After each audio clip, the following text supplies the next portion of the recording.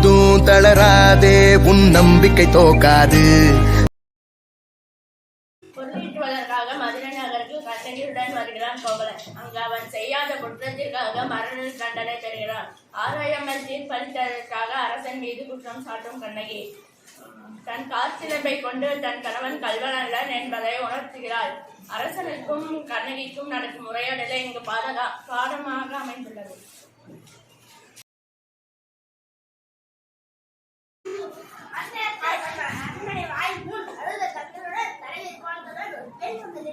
அப்படியா? அந்த பெண்ணுக்கு என்ன பேருமோ கேட்டாயா? கேட்டேன் மன்னவா. அவள் பற்றி உங்களிடம்தான் கூற வேண்டும் என்று சொல்கிறார். அவள் உங்களிடம் நீதி கேட்டு வந்திருப்பதாக கூறுகிறார். நீதி கேட்டு வந்திருக்கிறாரா?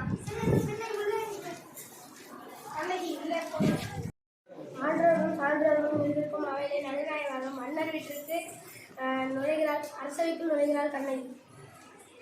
இளமொழி போன்ற பெண்ணை அழுத கண்ணனும் எம்மை காணாததன் காரணம் என்ன? நீயா? என்ன வேண்டும்? ஆராயரை நீதி வழங்கிய மன்னரே, என்னையால் யார் என்று கேட்கிறேன், சொல்கிறேன் கேள். உலகம் ஏழும் வாழும் ஒரு புறாவிற்காக தன் உடனே தன் சிறிமன்னனை பற்றி அறிவாயா? பார் மற்றும் பசுவை மக்கள் தெய்வமாக வணங்க அதன் கன்றை கொன்ற தன் மகனின் அதேட்டர் காலிட்டு கொன்றானே மனு நீதிச்சாரம், அவனை பற்றி அறிவாயா? பெண்ணே, நான் கேட்ட வினாவுக்கு விடை கூறவில்லை. அதை விட்டுவிட்டு நீ வேற கூறிக்கொண்டிருக்கிறாய். இழப்பின் அருமை தெரியாத மன்னனே, என் நிலை அறியாமல் தான் எப்படி பேசுகிறாய்? என் இதுவரை கூறிய பெருமை மிக்க சோழ மன்னர்கள் வாழ்ந்த புகார் நகரம் என்ற ஊர். அவ்வூரில் பழையில்லா சிறப்பினுடைய மாசாதுணி என்பவனின் மகனான கோவலன் என்பவனின் மனைவியான். ஓ, இப்போது புரிகிறது. அந்த கோவலனின் மனைவியா நீ? போதும் மன்னா, என் கணவனை இழக்குவதற்கு உனக்கு என்ன தகுதி இருக்கிறது? உறவினை வாய்ந்தால் உன் ஊருக்கு வந்து என் காசில் மதிப்பு அந்த என் கணவனை அநியாயமாக கொன்றுவிட்டாயே, நீ செய்தது தகுமா? பெண்ணை போது கல்வனை கொல்வது கொடுக்கால் என்று அன்பு ஏற்படுகிறது. அச்சாரம் அறிவாகும். இதை அனைவருமே அறிவார்களே, உனக்கு தெரியாதா என்ன? மன்னனே, தாரையத்தை கண்டித்து தகுதியுடைய மன்னன் கூறியது என்பதை நானும் அறிவேன். ஆனால் நீ கூறுவது போல என் கணவன் கல்வன் அல்ல.